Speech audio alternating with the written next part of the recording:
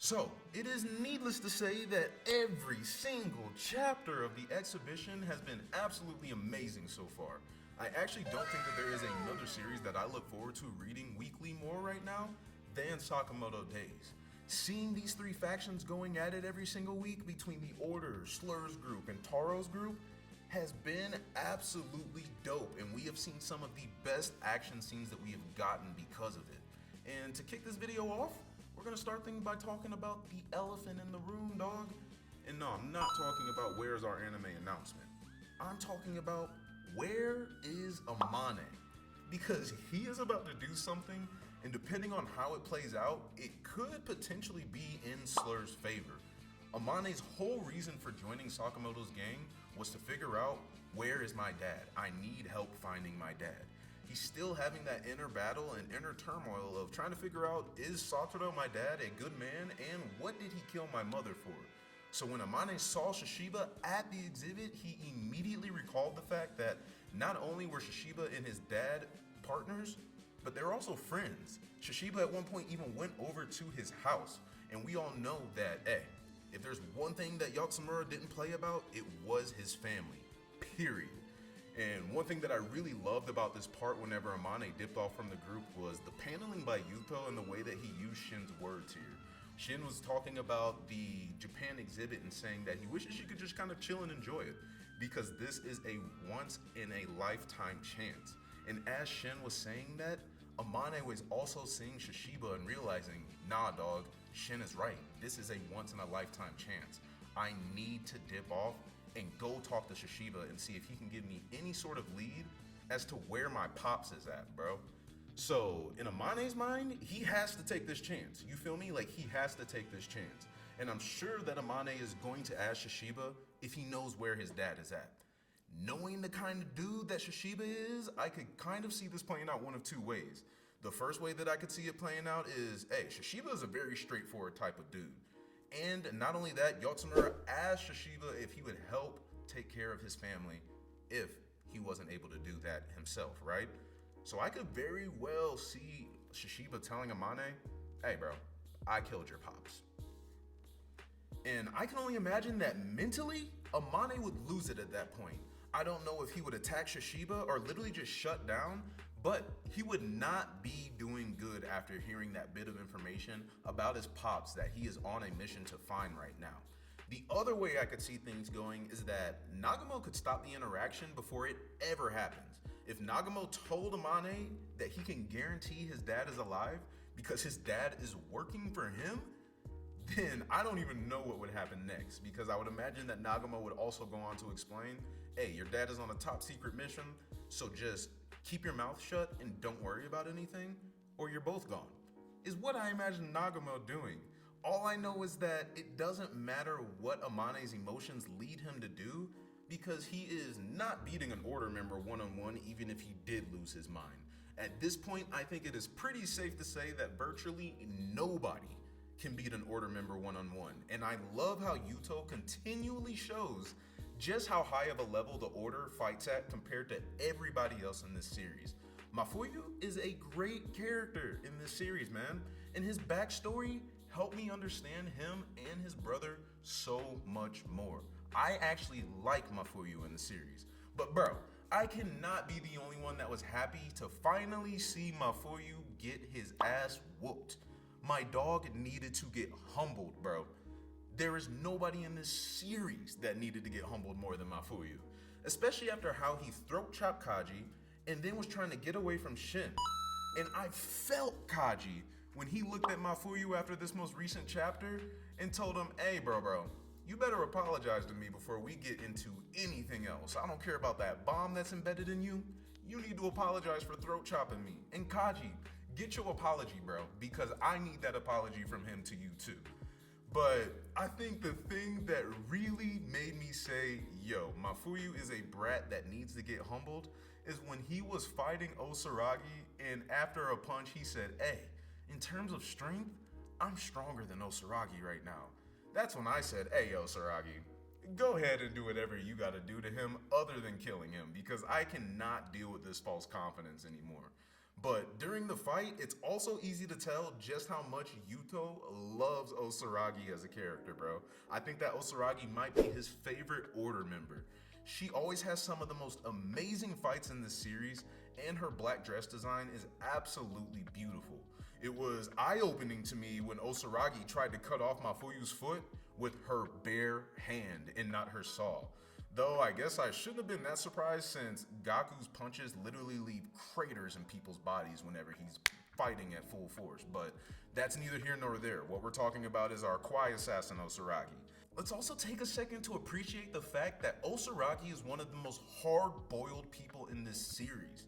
She fears and is intimidated by nobody in this assassin world, dog. Yet the second that she had an inkling that a ghost was there, she caved. Everyone has a weakness. Taro's is his family. Satoru Yotsumura's is his family. Shin's is his own mind. Osaragi's is now canonically the supernatural. Nonetheless, the final punch and kick that Osaragi hit Mafuyu with was very satisfying to see, and it also led us to a pretty sad childhood for Mafuyu and Natsuki. The Seba father, who, let me add, is a third-rate assassin himself, as said by Natsuki, raised his two sons to be first-rate assassins, but that's not even what the brothers wanted for themselves. He was a very mentally and physically abusive father towards his sons, and this was solely because he vicariously wanted to live through them. He couldn't serve in the order, but he wanted to prove that the Seba family could. Mafuyu never even wanted to be an assassin to begin with, and Natsuki just wanted to be a professional weapons maker. But every single night, their father sent them out to this mountain that was near their home so that they could train to be first-rate assassins. But every single night, instead of training, what they were really doing was testing out Natsuki's new inventions and bonding together as brothers, which is how it should be. And this is where we saw the birth of Mafuyu's bladed shoes, the birth of the freezy bomb that was used on Osaragi, and even the invisibility suit ideas from what we've seen more recently and what we're reading now. But the most interesting part about this flashback to me, and I don't know what y'all think, but was that their father was trying to consider enlisting Mafuyu in the same Al-Kamar orphanage that Slur and his gang went to growing up, before it was burned down, obviously. Natsuki went up to his father and told him, hey, I will go there voluntarily as long as Mafuyu doesn't have to go, and dog, Mafuyu, you got a great older brother on you, bro. I think the older brother dynamic is one of my favorite dynamics in any series, bro. Even if you're looking at older series like Itachi and Sasuke, bro. You look at newer series like Todo and Yuji, and now this brother dynamic here, bro. Something about that protector just resonates with me. Hey, you know on the channel, I'm the older brother, Darz is my younger brother. So maybe I just feel it deep down because I am the older brother and I always feel like I gotta protect my fam too, man. But regardless, Natsuki is a top tier character, man, and an amazing older brother to Mafuyu. And the Al-Kamar talks get more and more interesting as Yuto keeps on spoon feeding us small bits of information. The fact that the JAA was controlling this orphanage and was so secretive about it is giving credence to corruption going on at the JAA. And we will talk about corruption at the JAA later because that is a big topic that I want to talk about. But this showed us that Mafuyu only wanted to join the order in order to keep Natsuki from going to Al-Kamar. So they are both great brothers to each other. And I love the fact that you can feel the love that they have for each other just based off of this dynamic alone, bro. Hey, hard times, what? Not even hard times, bro. Pressure and crush rock make what? Diamonds. Like, come on, G. And speaking of the orphanage too. Whoa, just take it easy, man. I love that we're finally seeing more of Asaki, bro. Asaki is a dope character to me so far. And he gives me extreme amounts of Parison vibes from Hunter x Hunter. Because they are both the most absolute egocentric driven characters you can have. On top of that, they both got money. It was funny to see Asaki say that a priceless piece of national treasure was so dirty that it could not be in his office and it needed to get refurbished. And honestly, his ass seemed more like an alien than anything the way that he talks about people. Asaki sees the value in things that are valuable objectively, but he doesn't value things that humans place subjective value in. So for him to be at an exhibit is strictly to admire the fact that only humans as a species have the ability to value such subjective materials. It's a weird ass way of thinking about things, but it also just goes to show just how big his ego is. And I'm honestly very excited to see more of Asaki, bro. You can truly see how egocentric he is, even whenever he got invited back to look at more art and he said, nah, I don't like doing things on other people's time. I might come back and check it out if I want to, G. So, hey, I love Asaki, and I also know that he just gotta be a top level fighter, bro, because everything about his demeanor just screams, try me, nigga, I dare you. But currently we extracted the bomb from Mafuyu's body, but the bomb was still active. Kaji warned everybody, Shin saved everybody by breaking a wall, freezing the bomb, and then throwing it outside. This part was only interesting to me just because of Shin. He said that he had a splitting headache afterwards, and his eyes looked like they were doing that like mind-reading glow that they do. So my thought is maybe the impact of this huge explosion might lead to some sort of mind-reading buff or a mind-reading change for Shin for the better. I mean, he almost lost his life, but hey, if you get stronger because of it, once again, pressure and crush rocks make diamonds. But right after the explosion, we saw new character and Special Forces squad leader Samejima pull up to the scene, and I loved his introduction. He looks very rugged and rough like Hio, and it honestly makes sense that there is a Special Forces division within the JAA. I'm sure that they are one step below the Order in terms of strength. Shin and Natsuki literally couldn't budge an inch while Samejima was restraining them, so you know that bro is brolic. And Samejima's introduction also marked more JAA corruption to me, bro. Now, I don't know exactly how promotions work at the JAA, but I'm sure that y'all can agree with me in saying that I don't think capturing Toramaru would warrant you getting an automatic promotion. A JAA promotion should be marked by what you can accomplish by yourself as an assassin.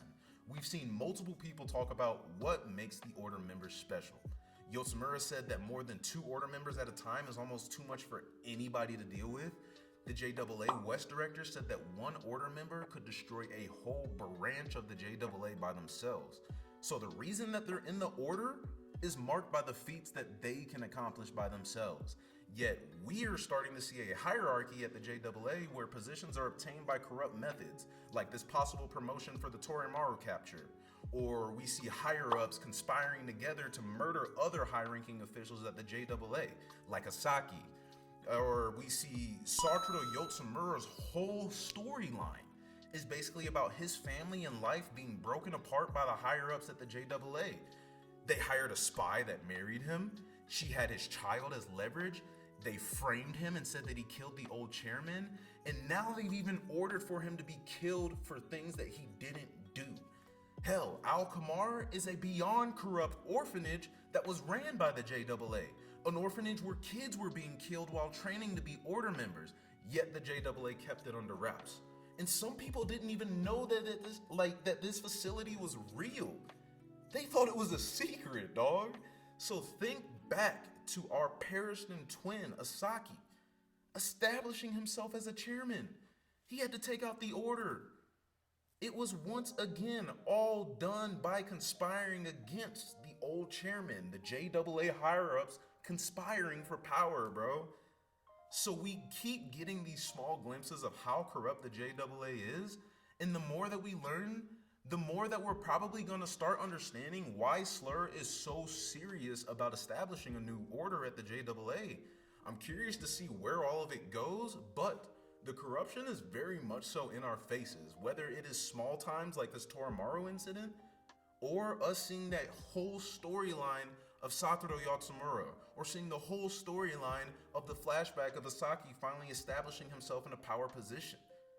So, I don't know, man. There is a lot of corruption going on at the JAA, and I like that we're starting to understand a little bit more about how it happens, right? And then, of course, I'm gonna save the best topic for last, because the last thing that we saw was the reintroduction of the greatest assassin of all time, Taro Sakamoto. Seeing him come in and save Toramaru was so hype, and nobody else in this series just makes things feel safe the way that Taro does whenever he pulls up. Another thing that makes Taro a wild card is the fact that Wu-Tang told Taro a secret about Slur's double personality, and I seriously can't wait to see what piece of information that is about Slur. Yuto just does such a great job of also showing why characters are important to each other in the series. Even in this small portion of the chapter, we basically learned why Sakamoto is so important to Toramaru. Toramaru devoted herself to being a Sakamoto fan because it allows her to forget about all the bad things that are going on in her own life. It was a beautiful depiction of why she's always looked up to him.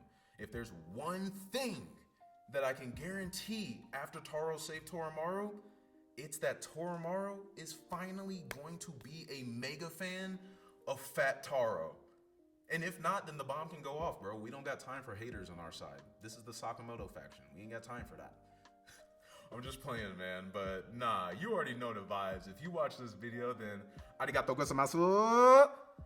And I will definitely be making more Sakamoto videos. I just have to have enough information to talk about. Obviously, you can make one every single week, but it feels a lot better to talk about everything in general and go through multiple topics at once as opposed to just doing one video a week where I'm waffling, trying to make it be longer than 5 minutes to 8 minutes, right?